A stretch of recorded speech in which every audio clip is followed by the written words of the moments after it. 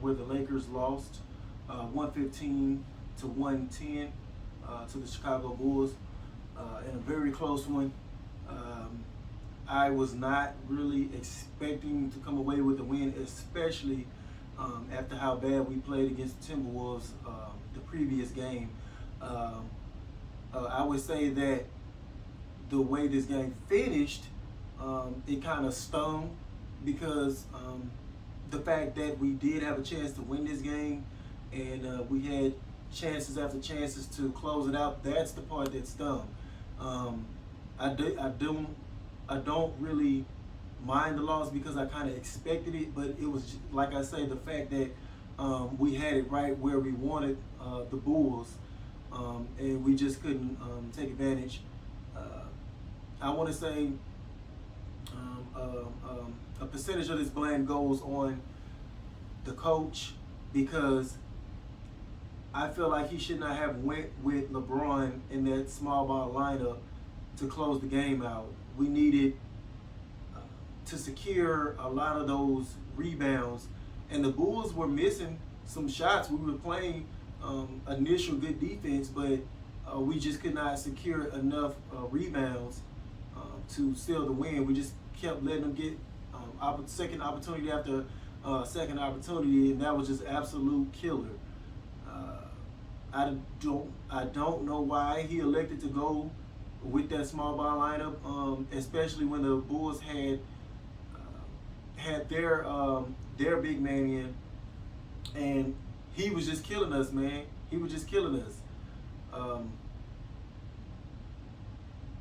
Sad, man, sad. The only thing that kind of has my hopes still up is, my Saints just swept Tom Brady. So that helped, keep me from just completely just going off the edge. But the ex-Lakers, they killed us. It was Lonzo Ball and Alex Caruso. Man, they both killed us, man. They had like 19 points apiece. They look good, especially Lonzo, man. It looks like he's even improved his handling. He was in his bag on several plays, and guys couldn't even stay in front of him. His handles was not that refined when he was with us, so he's been working on his game, and you can tell. Not just that, his shot. He's been working on his shot, mid range, all that. But they killed us, man. Caruso was making some tough plays for them, keeping them in the game. Whenever we tried to go on a run, they would just, especially Caruso, man. That guy plays with heart, man, and that's why he was one of the ones that was sorely missed. That we wasn't able to keep him, and he just made winning plays for the Bulls tonight. LeBron did his thing. He played great, other than going 1 of 7 from the 3-point line. Other than that, man, he had a great stat line, man. It was like 30 points, a couple, he almost had a triple double. He had 31 points, 14 rebounds, and 6 assists.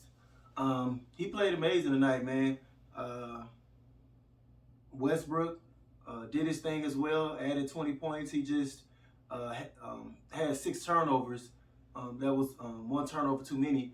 But Westbrook fought tonight. So I can't blame him, but we had guys like Isaiah Thomas, who contributed 13 points. He made some clutch buckets. We had guys come off the bench, Melo with 21 points. Other than that, the bench kind of didn't give us a whole lot of production. And we only had like 4 guys coming off the bench. So I think when you just got Trevor Ariza, Rondo, guys like that coming off the bench, your bench is pretty much depleted, and that was part of the reason why we lost this game. But the main reasons why we lost was that rotation that Frank Vogel decided to put in at the end, and we keep having these high turnovers, 19 turnovers, as well as getting killed on the offensive glass. We gave up 19 offensive boards. It's getting laughable at this point. On how much we're giving up on the offensive glass. You're going to lose like that, man. You keep giving professional NBA players second and third opportunities. You're going to lose. If they don't see now that some type of athletic big man is a necessity, I don't know what else they need to see. We're getting crushed.